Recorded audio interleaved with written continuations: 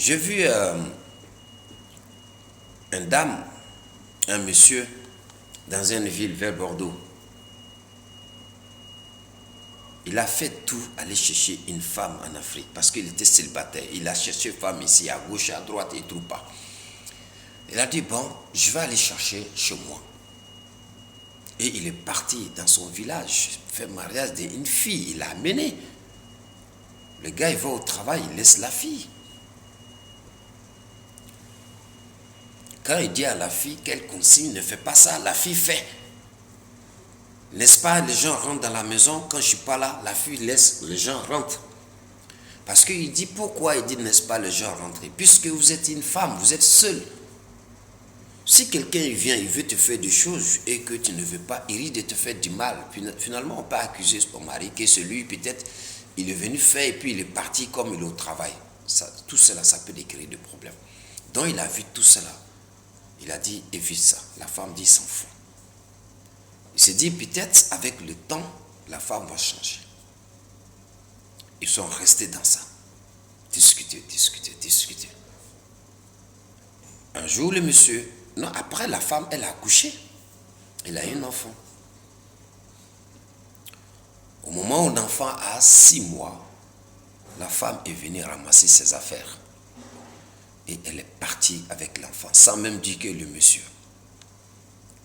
Le monsieur, il vient du travail, il ne trouve rien. Il appelle, il dit non, je suis au Super U. Il fait tout, rien.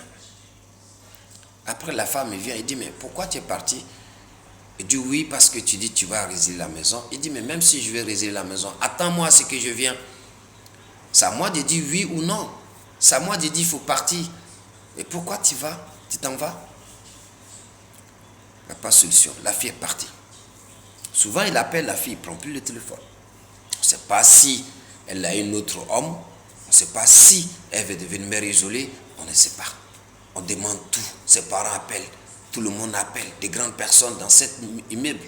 On dit, viens. Elle dit non. Le monsieur dit, ok, il faut partir. À un moment donné, le monsieur envoie l'argent. Elle refuse de prendre l'argent. Le nom de monsieur à la CAF, il est parti enlever le nom de monsieur. Il a pris la compte, elle ne travaille pas.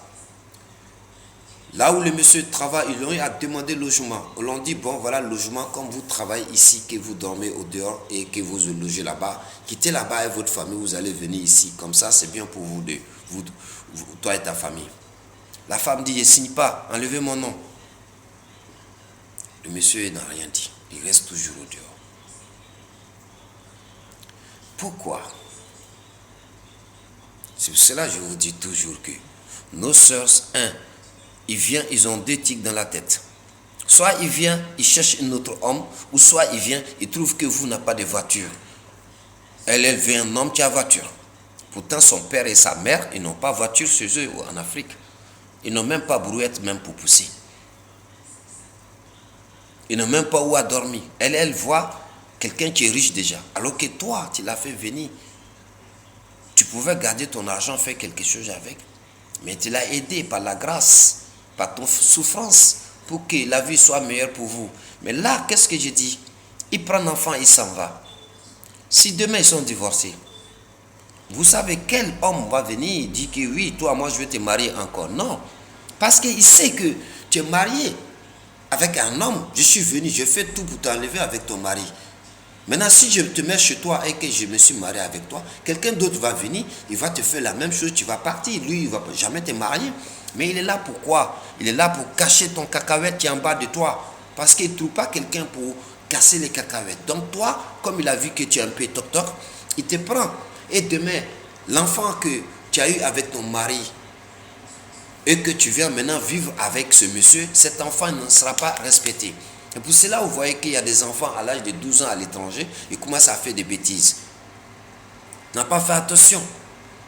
Le gars même qu'il a eu et il a laissé son mari, il va commencer encore à coucher avec son enfant. On a eu plein de cas comme ça. Et la faute à qui? La faute à nos soeurs, à nos frères africains. Tu vas beau faire aider une femme, elle arrive ici, elle a un double visage. Pourquoi? vous arrivez, c'est les gens, vous avez des mentalités sauvages. Une mentalité qu'on n'a jamais imaginé qu'un être humain peut le faire. Comment un homme va mettre une femme chez lui, à la maison, il s'occupe d'elle, il paye la maison, il paye l'électricité, tu laves, tu fais tout, tu dors tranquille.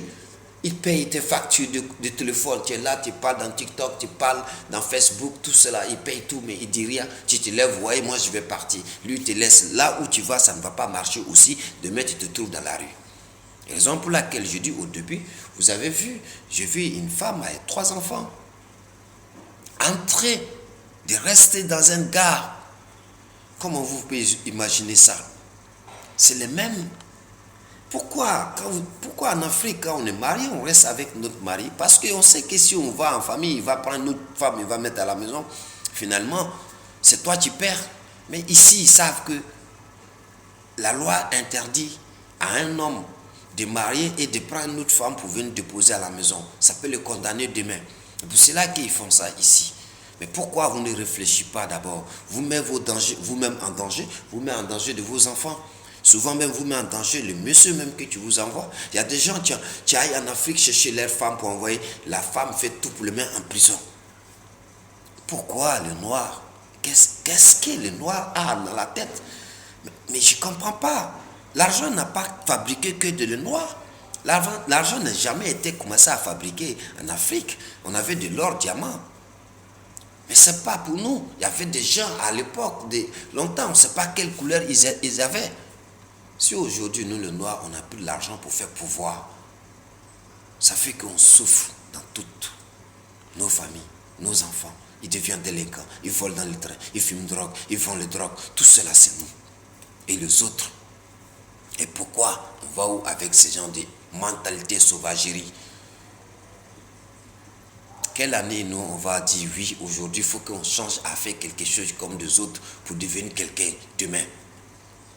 Parle-nous, partout où tu vas passer ici, en France, où il y a les grands magasins, c'est les autres nations, ou les blancs eux-mêmes. Tu ne trouves pas que voilà un magasin d'un noir où il fait des millions de chiffres d'affaires par jour. Il n'y en a pas. Parce qu'on n'a pas honnête dans le cœur. On les mano, première classe. Il faudrait qu'on arrête. Si on veut vraiment avancer à l'étranger, il faut qu'on arrête ce genre de choses. Sinon, un jour, on n'aura pas la terre sur cette terre. On n'aura pas une place. On n'aura pas un continent. On va perdre tout. Parce que les gens vont nous regarder comme des mouches, comme des moutons, comme des sauvages. Parce qu'on n'a rien dans la tête. On ne s'est pas soudé pour avancer. On ne peut pas avoir ici, on dit aujourd'hui en France, on dit voilà, dans cette école, le premier dans les classes, c'est un noir. Le premier en mathématiques, c'est un noir. Pourtant, on est fort dans la tête, mais parce que les parents ne sont pas ensemble. Ils sont sauvages. Ils sont séparés. L'enfant, il n'est plus la tête tranquille. Il devient autre chose. La faute à qui? Les enfants, tu voles, la faute à qui? La faute aux parents. Si l'État français arrête demain vos allocations pour vous donner, vous allez rester tranquille.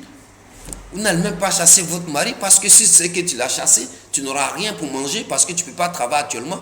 Tu vas rester tranquille. Donc faites très attention. N'êtes pas sauvage.